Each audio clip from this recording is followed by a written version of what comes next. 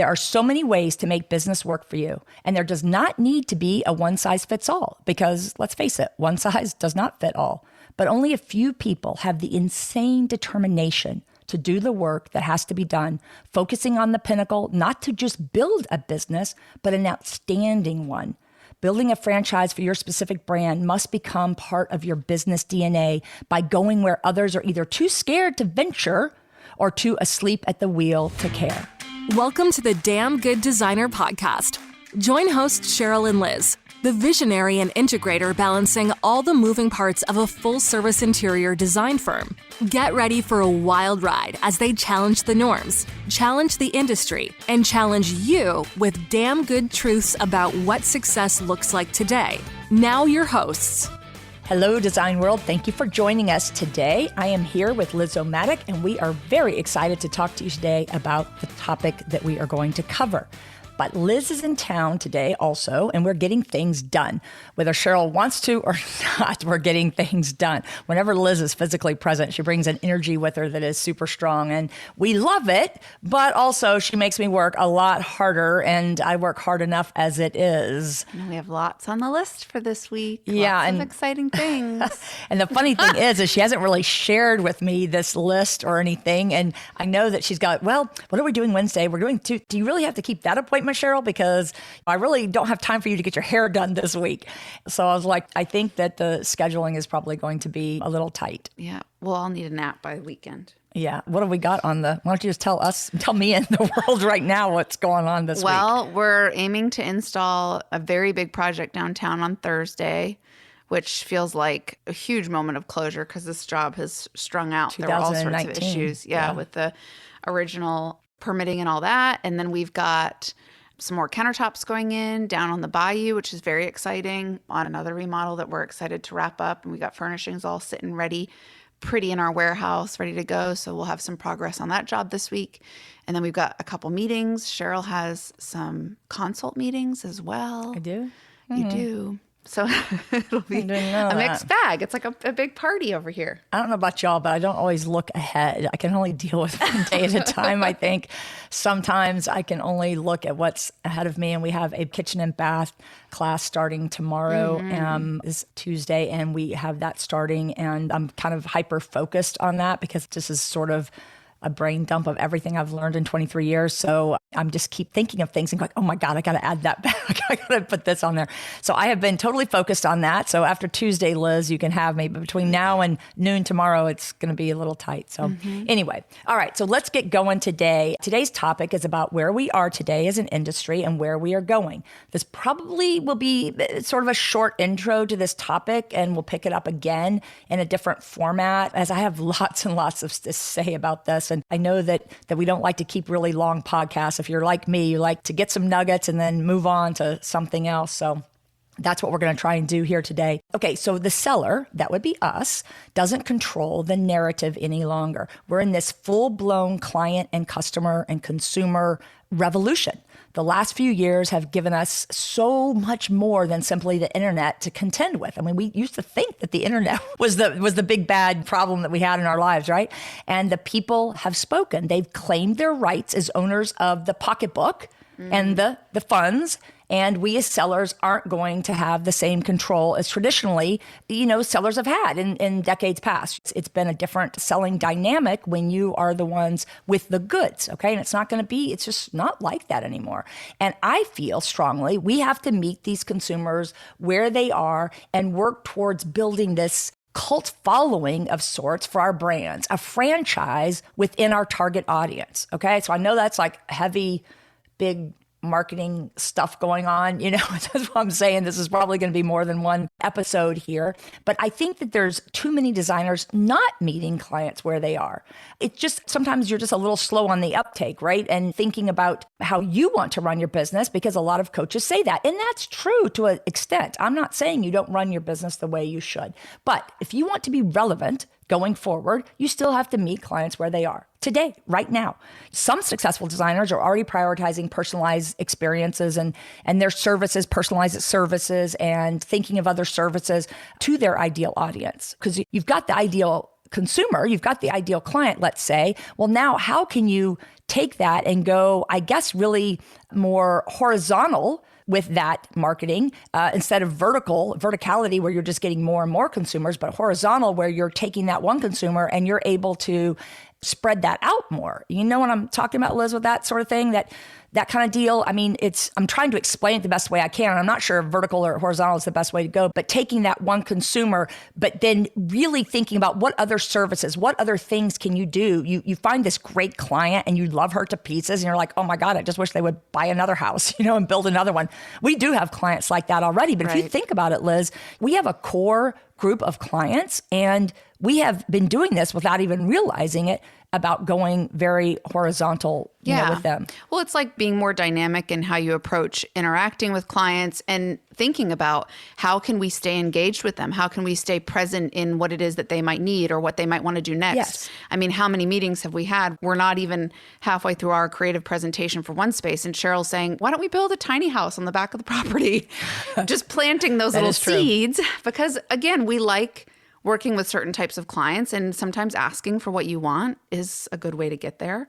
But it's also really about being aware of the fact that a lot of these people who we have been working with for many years, we have relationships with them and they enjoy it as much as we do. So it's a really fun way to engage your business in a more broad spectrum with one client and see how their growth builds too over time in terms of design. I think of Preston all the time with this. Yes, absolutely. And it's also understanding how the worldview of those that we want to influence will affect their purchasing decisions. There's a lot to this, but it's, it really doesn't even matter who you are, whether you're an attorney, a small retailer, a designer, or even a vendor. Selling to anyone these days, your task in today's world is to build a franchise within your tribe of people. What got you where you are today is not sufficient to keep you there. And I don't know who in the world said that way back long, but it's certainly not my quote. But I love that, and I've infused that so many times to my team is that, where you are today is not sufficient to keep you there. You have to maintain this relevance in this industry. This is one of the fastest growing industries, or changing, I really should say, growing also, but changing industries of any out there. I mean, I think all industry is changing to a certain degree because the society is changing so much. But I think this is something that we really have to be thinking about and understanding. And when you have less clients and you're going more horizontal with them and you're able to maintain your business and support your team and all that sort of thing, I mean, that's a beautiful thing. Don't you think, Liz? Oh, certainly. I think the whole idea too about being able to be more proactive in how it is that you engage as you see things shifting, as you feel things shifting, both within your own business, but also in the type of, inquiries that you're getting or just the interest that you have yourself. The way that you sort of cultivate your brand over time may change a little bit. So being able to identify that, to sort of step back and take a look and really sort of see the playing field for what it is. I mean, we're constantly getting leads where I think to myself, I can just wait to see what sort of email response Cheryl will have to this, because she'll be like, Liz, that warehouse I've been talking about wanting for all these years, this would be a perfect project. Would 100% support that. Yeah, until the prices went up too high. There you go. But it really is about being a little more attuned to what it is that you're experiencing, how it is that you're growing your own business, what you want to do more of, and what you see coming in the door. I mean, let's be honest, we don't like to lose a potential sale. So for us, we always are trying to kind of figure out some way to turn it into something good. Yeah, I think that that's something that we've been doing without even thinking about it, is being able to, well, here's the thing. It's like, so you get leads and we get a lot. I mean, I just did it, I posted it in Small Business Think Big that we had, I think, 18 leads in 28 days, something like that. Now, they're not all great leads for our firm and how we do things, but these are people that are calling us. These are people that want to do business with us, and I take that really seriously. So it's something about trying to meet them where they are so that we can try and develop a service for that. Now, if you're a solopreneur and you're super busy, then you're probably not going to be able to necessarily do that. But I also want to caution everybody is that for the last 3 years, do not let that lead you into thinking that that's the way business is going to be always, because it's not. And when people talk about slowing down right now, I'm like, is it really slowing down, or is it just getting back to normal? And I think that is something that all of us have to consider is, are we situated now when we were so busy and so crazy that you were making all these, sometimes draconian rules about how you do business and all of these things? Is that really the way to manage your business going forward? And I think also managing consumer expectations, really, it's the new normal, the economic proposition where we have to hone our skills in this sort of detective forensic sort of way and discover how to appeal to not one or two demographics, but hundreds of them. Yes, hundreds of demographics and subsets of people, because consumers are making choices now based on not what they can get. Not like back in the 100 years ago where you went to the five and dime or to the general store and you got your flour and your dungarees all in the same place, because people can get anything. But on information from sources that go way beyond traditional marketing efforts, figuring out what those sources are and how to influence them is just one marketing dilemma we face today as designers and really as small business owners. And not to mention where to find these people that are going to speak to your tribe and speak to your brand franchise that you need to develop. But first you have to develop that. And every consumer is a fully formed demographic of their own these days with varying ideas, tastes, needs, wants, all of that. I mean, we talk about individualism, well, we've got those individuals now for sure. And back in my old days of radio, we coveted the women 25 to 54 demographic in our FM station and the 35 plus demographic in our news station. And now it's like those words are almost archaic. I don't even know if they teach that in marketing anymore because it's so micro. Everything is so micro. And it's all about these specific subsets of those demographics and whatever particular tribe that they might identify with. So it appeals to my marketing heart for sure as a major challenge, but it is a brave new world to figure out too. Oh, yeah. And I mean, we've been hot on this for the last, it feels like 6-8 weeks or so, because we do get a lot of leads that are maybe a little bit smaller scale or that are catering to a client that's a little bit younger, that's not going to be making the same type of investment right off the bat, but who can grow into something. And we're trying to figure out a way to be more proactive to identify how can we cater to them? How can we grab them and engage them in the same way that we're handling clients that have much bigger budgets, who are giving us a lot more creative freedom? And how can we make that work for our company? Yeah. Is it something that we want to be doing? Is it something that's going to make sense for the growth of the brand and our team here and the young designers who want to be able to grow into more of that role? It's an opportunity. And what's difficult, of course, is that in the day-to-day, we have our regular work to do. So, of course, it would be easy to kind of settle in and just say like, well, we can't really worry about that now. But I think you go back to that whole integrator visionary podcast. But this is the kind of brilliant and amazing thing about sort of how Cheryl operates, is that somehow she finds the energy at whatever time it is in the middle of the night to say, you know what, we need to think about that. We need to work on that. Like, how can we figure that out? You and Stephanie live for those emails. I just know you do. I know you do. Well, it's good because it keeps us on our toes too. And I think, again, it's very easy to get into a routine and a rhythm and the slog of just trying to get everything done every day. But that isn't how you grow a business. You can't just continue to plod along and assume that the balls that are in the air right now are going to be there in a couple months. And that's something that's always been so ingrained in our discovery process with new leads. Yeah, absolutely too. So on one hand, we're talking about like this horizontal sort of marketing where you are going deep on a person. It might be vertical though, Liz, now I think about it. Is it horizontal or vertical? I don't know. Anyway, but whatever the case may be, being able to do that with our tried and true, really core clients that we are going to continue to cultivate and build relationships with and try to meet their needs, what their needs are. Maybe that's an extra service where we go and fluff and zhuzh, like once a quarter or something or whatever. Maybe there's other diversification there. Maybe we start a plant service and we go and deal with Susan's plants because I never like the flowers she has there. And we hook up with some, I don't know. I'm just totally making that up off the cuff. We have plenty of people who can't keep a plant alive to save their life. That would be a great service to provide. Yeah, exactly. So that's on one hand. All right. So this is all about maintaining relevance and being also seeing what else is out there to grow your business as well. And of course, again, I have a team, so I have to keep them busy. I have to keep them gainfully employed, right? So the other part of this is meeting people where they are in terms of their service needs. So I think you have to really think about, what is it that is cultivates, motivates, and excites your best clients? Do you actually know what that is? And maybe they're not your best clients yet because you haven't yet to get to know them, but do you know what that really is? And are you asking them?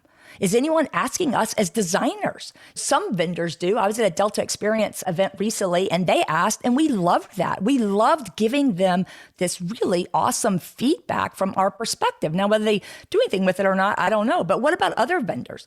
I would love it if a vendor called me up and said, Cheryl, what excites you about our products? What excites you about our showroom at Market? I mean, really, wouldn't that nice be a flip of the script, right? No, yeah. Instead of us having to harangue them for ways that we can grow our sales and how can we get better pricing, and constantly you'd think that maybe they would be wanting to engage more and wanting to get us new samples and wanting to foster that relationship more so. You would think so. And maybe they're in for a little bit of a wake up call too, when, probably. The last 3 years, I mean, people have just gotten a little bit out of the mode of servicing your best clients and making that a reality. And no one asks us about what we think. Or what about just like a little card in the mail that says, hey, we would really like to hear your feedback from our showroom. Could you please jot this down? Or doing it while you're at the showroom. I mean, that's a great idea. I just pulled that one out of my butt right now, but I'm going to have to call Brian at Vanguard and tell him that, because it would just really be nice if you had that intel. I mean, I just love that intel. And what I will do is go downstairs sometimes, because usually I'm running upstairs, hiding from anybody downstairs because I have things to do.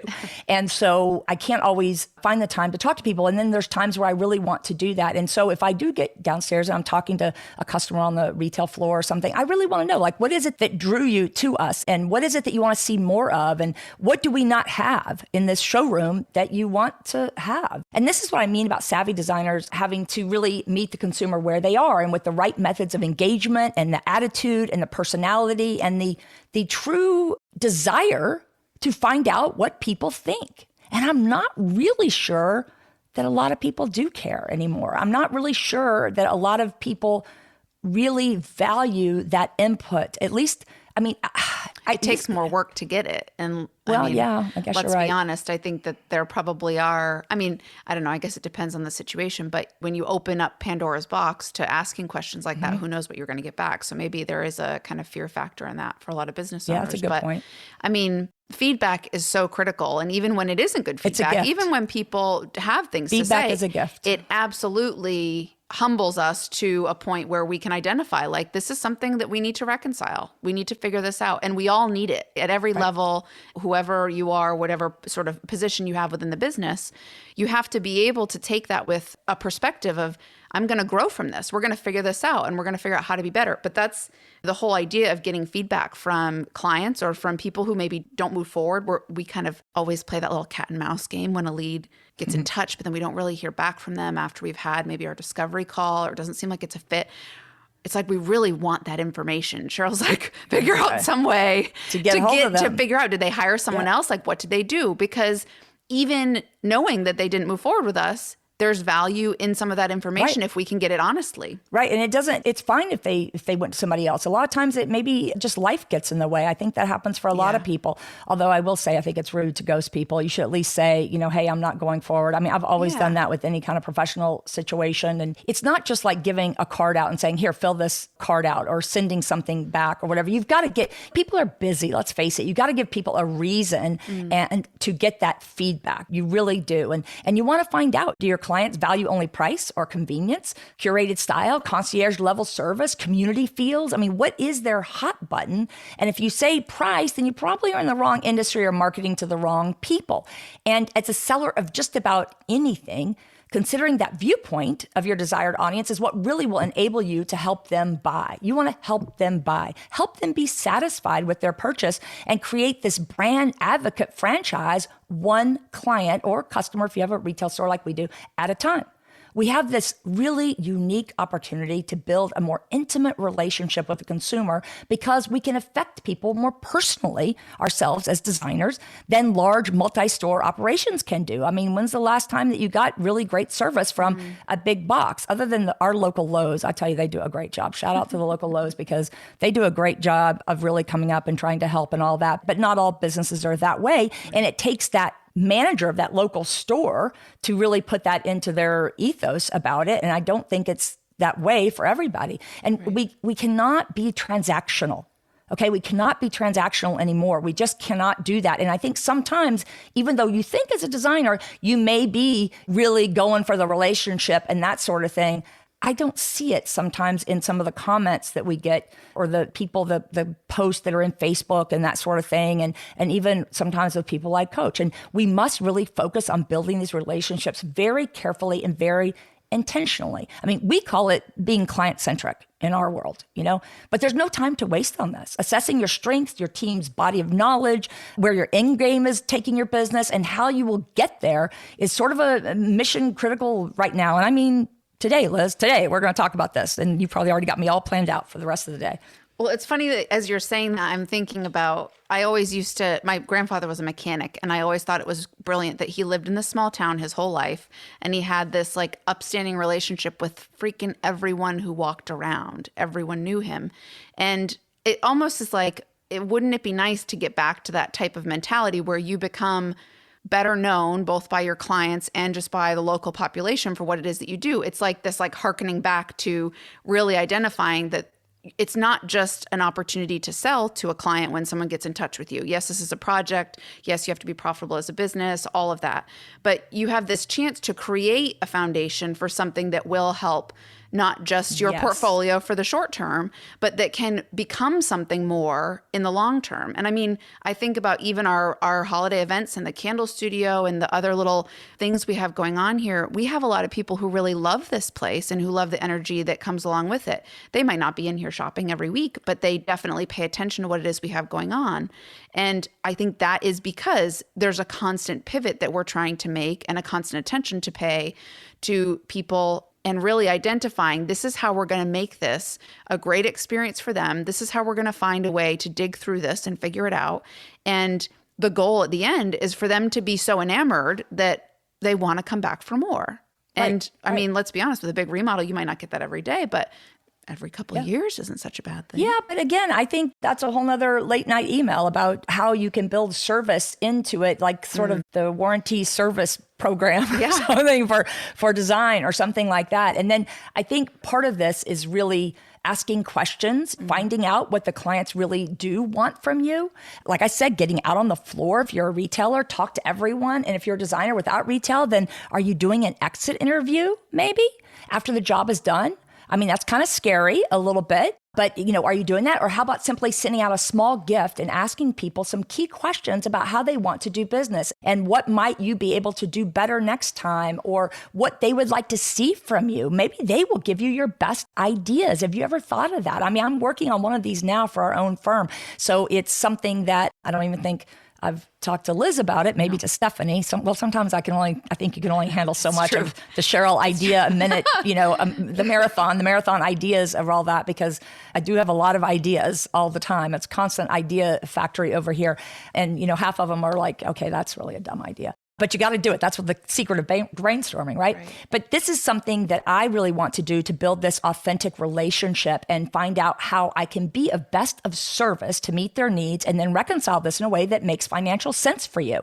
The balancing act is real for sure. I mean, it really is. But let me give you a little damn good truth before we even get to the end. People want to help you, but we're not mindful of it day to day. I mean, all of us, the clients, the consumers, ourselves, whatever. We're victims of the busy world in which we live. But if you actively and genuinely care about the experience they wish to have and are passionate about what you do every day and ask the right questions, people will bend over backwards to help shape your future. And this is the gospel, according to Cheryl, because I totally believe this. I have seen it happen in my first career in radio. I have seen it happen in advertising. I have seen it happen in our retail shop, in our design, in the coaching, all of that. But people just aren't, everyone's busy. They're just not mindful. I mean, how many times do you stop and say to somebody, hey, you know what? That was really great service. I really challenge myself to do that a lot. To stop and say, you know what? We're going to write a letter for this person. We're going to do this. We're going to go out of our way to make a big deal about this so that people know. And you know what? Maybe sometimes the businesses don't care at all. And maybe sometimes they do. I thrive on every one of those those comments that people give us. I mean, let's be honest too, when you have a day and then you get a great little email or a snippet from a sub or something like that, it just totally turns your whole world around. But it's a much more... Or the card we got from Sally the other day. That's on my desk because you haven't seen it. We have this client who every time she sends a payment also, which is obviously brilliant. We love that.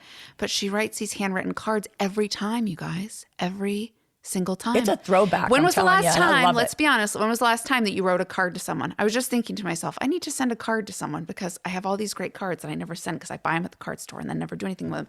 But it's like, how much does that brighten your day? It's just a more authentic and proactive way to get in front of someone.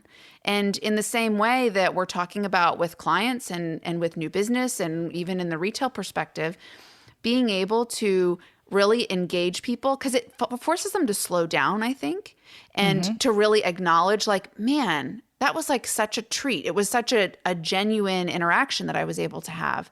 And when that's what you experience, you want to like pay it forward. You want to spread that around.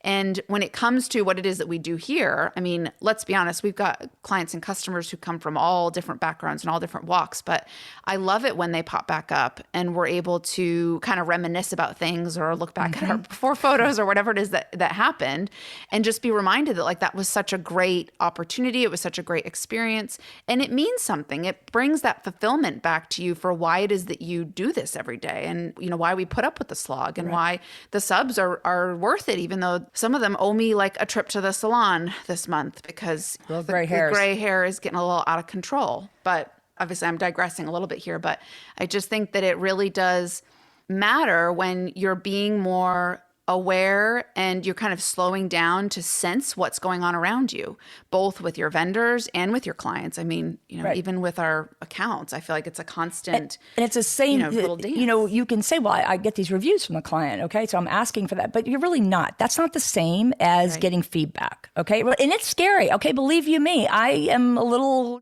apprehensive about that sometimes too, about thinking about that when I've been kind of developing this program to want to get feedback from our clients, not just, but I'm trying to do it in a little different way because, you know, I'm cursed with the wanting to be creative about it. So it takes a little longer to get it off the ground. But I think that the idea behind it is just getting it. We set the stage really well for people when they call us. Liz and I both feel very intentional about every call. We don't turf them to some sort of automated system or anything like that. I mean, they're going to get a real person here. And that is really important to us. And I don't criticize smaller businesses for not doing that because I think that it would be difficult if I didn't have the team. I don't think I would be able to answer that many and call them back and engage and talk to them. But we are intentionally grateful for every single call that comes our way. We truly are. That is absolutely part of the ethos of the company. And it has been that way since day one, that I want to be that way. It's just the way that I was raised in the business, I guess.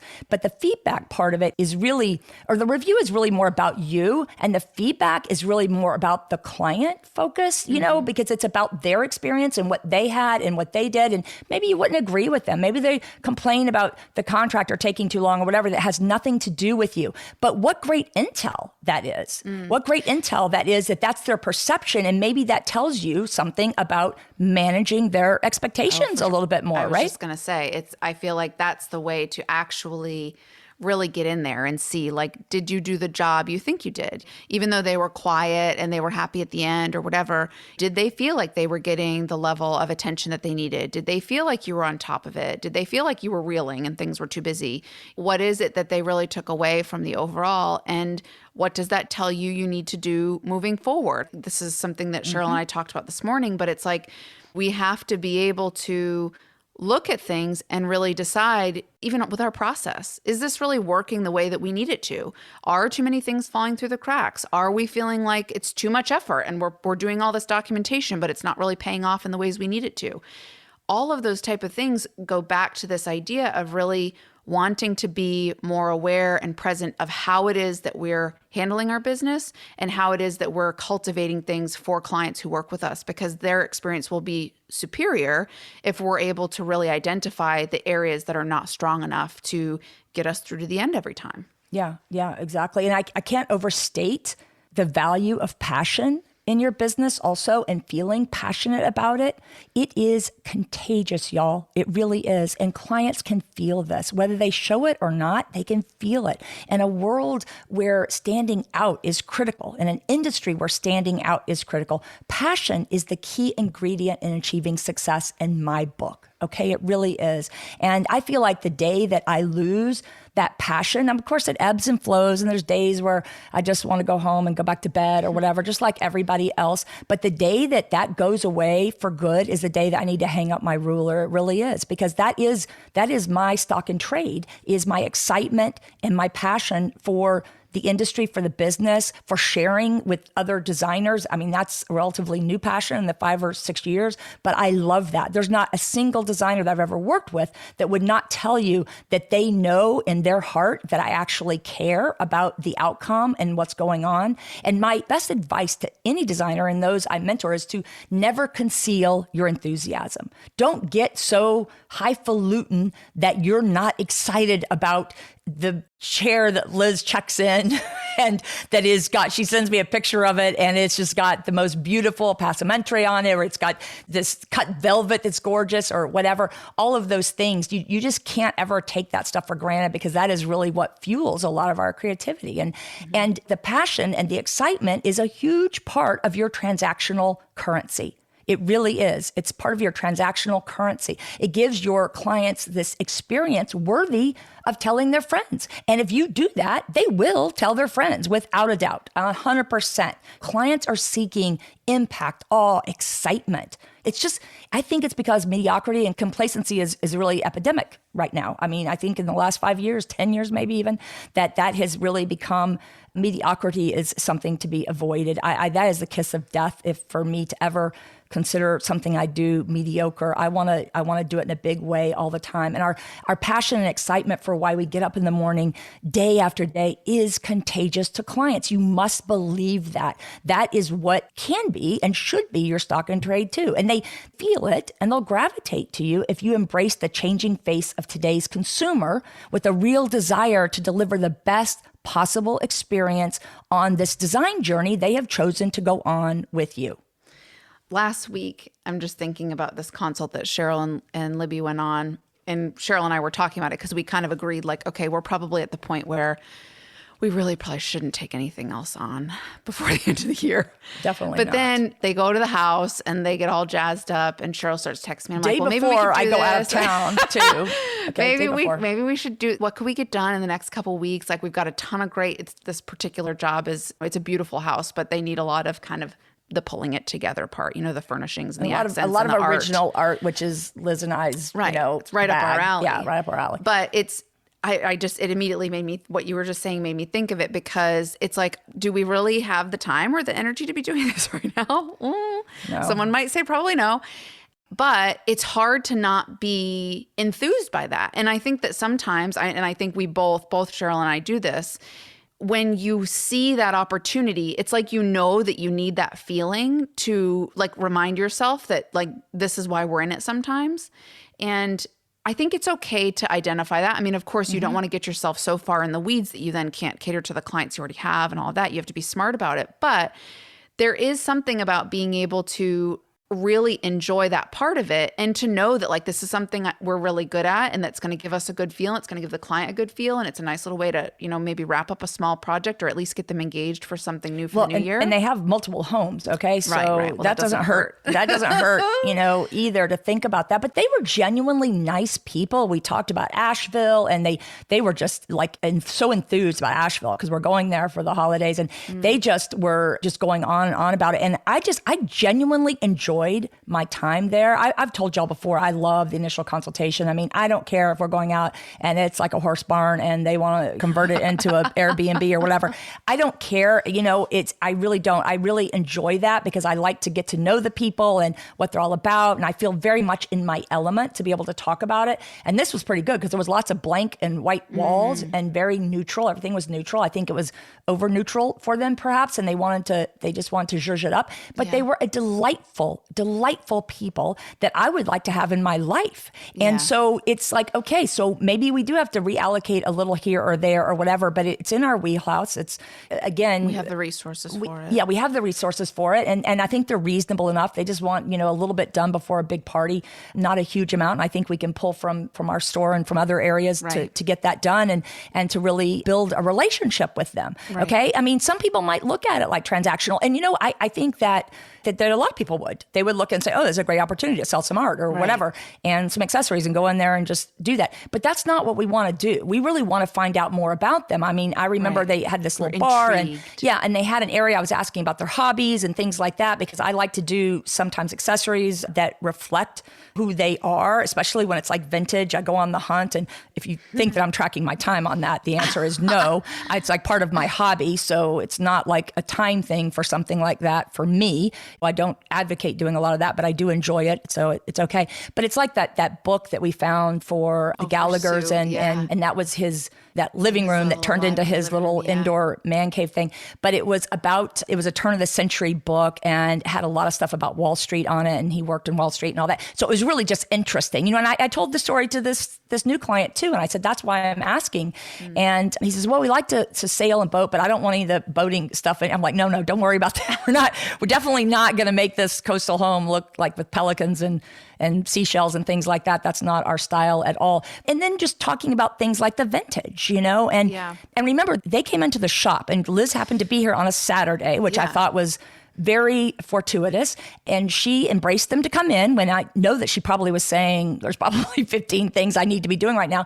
But she embraced them to come in and look around. And our shop is a riot of color and excitement and texture and all that. That's not the way their home is. So the fact that they went forward with the consult and really wanted us to hire them, it says something too. But I think that when I asked them about, they had a bar area and I said, oh, did you look at the vintage glass? Because some of this would be so perfect up here. And I could see their eyes lit up about that.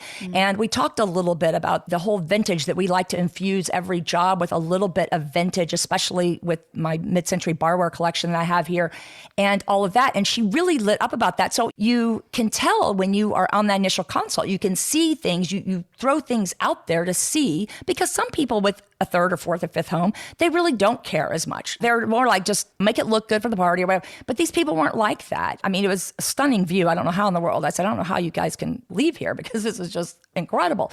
But I think that some of those things are really what builds that connection. And sitting there talking about Asheville. And then I talked to him about the trip that I was going on the next day. And we just talking in general. And it was by that time, probably 6:30 at night or something. I'm not looking at my clock. I'm not doing like someone says, and there's like a coach that says something about when you go into the job and you only look at the rooms that they are said to you on their little form or whatever. And I just think that is just ridiculous. I'm sorry. I just think that's ridiculous. I'm there and we charge a good fee for it because it is time consuming. It is something that's going on, but I want to get to know that person a little bit on it. And so I don't know. I just think that that's sort of thing sometimes there's too many people that are worried about the clock and worried about those kinds of things. Can't see that opportunity in something that might not hit some other wickets. We obviously have to be smart about it, and we're not going to put ourselves in a bad situation. But for the type of business that we do, for the place that we're at, for the team that we have, for the resources that are at our fingertips, we know pretty well when we can get into something and turn it around versus when it's going to be problematic. And I think those are the type of things. Rules are made to be broken, right? Right. And the rule was no more jobs for the end of the year, but now the rule has been broken. Right, so. just a little bit. Just a little bit. But those are the type of things that I think you have to be more proactive to be conscientious of when people are getting in touch with you or when they're resonating with certain things on your website that maybe you didn't position them that way or you didn't think that that's how it was going to turn out. Those are opportunities to either identify you need to readdress something on your website, or you need to say, well, is this something that we've not considered before? Or is this something that we need to be catering to? Because you have the business calling. And we're always all about trying to figure out, like, is this something that we can turn into something good for us? Right. Can we, again, meeting somebody where they are and what they need. And I would have told you, we've had 3 or 4 jobs. I think one we're meeting with this week on zhuzhing up these beautiful homes and doing that. And granted, I'm all about the end profit. So I'm going to make it profitable for my company because I can't stay in business and service these clients if I'm not. Okay, so you have to figure out a way to make it. I'm not saying you take every little job that comes along or anything else. That's not the idea here, but you can make these worthwhile. And honestly, a few years ago, we were more focused on only the bigger jobs and only going horizontal with clients and developing that. And now I think we've done a good job with that. We have a really good core group of clients that are going to keep coming around and all of that. But I think there's something to be said for trying to meet people where they are and developing a service that might work for them if you've got the manpower to do it, or as I always say, hire it. If you don't got it now, then figure it out and then hire that.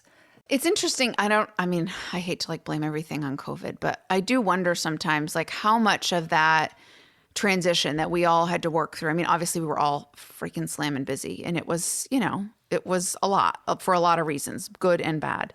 But it's almost like you get into this habit of expecting things are not going to go on schedule. They're not going to go to plan. People are going to have to be more patient, blah, blah, blah. But that they're going to still show up every day because they need you. They need to get it done. They need to have this. They need to have that. I think it almost lowers your threshold for having to really identify what to cater to. And when you then think about how that progresses and how that changes maybe a habit pattern, either in yourself or in your team, we're out of that now. Things have restabilized and things are changing ever more for what's coming up in the new year. So being able to really look at that and say, how have we maybe gotten a little lazy about how it is that we approach these things, or where are the holes in how it is that we're catering to people in a more authentic way so that the engagement isn't so transactional. Those are the spaces I think that people need to be looking at, just like you've been saying, about really honing in on what it is that your ship is going to be sailing for next year, because none of us really know what's going to happen. And you want to be able to make the most out of every opportunity that you have so that you can genuinely say as the year goes on next year that you didn't miss out. You didn't look at things from a you not weren't caught good perspective. Blindsided. Yeah. Because I'm here to tell you right now. So you can't say you're caught blindsided. And that's part of the disruptive reinvention that I am, that coined a few weeks ago or months ago or whenever it was, that we sort of then put on the podcast, because we feel like that sometimes I'm like, oh gosh, we can't do that episode because it's going to be people are going to take it as negative, or they're going to be trying to persuade people to look at things differently. And I'm thinking I got to mix it up a little bit so that people don't get mad at me or whatever. But I do think that that's really why we're here, is for a little bit of disruptive reinvention, and also saying things that maybe you already know, but you need someone like us or me to come out and actually say it, because there's so much crap out there saying the same old thing. I don't know how in the world that happened, but there's so much saying the same exact words over and over again. And it's just like time to wake up. I think people are, these coaches and mentors and whatever have been taking, the low hanging fruit and not going for people.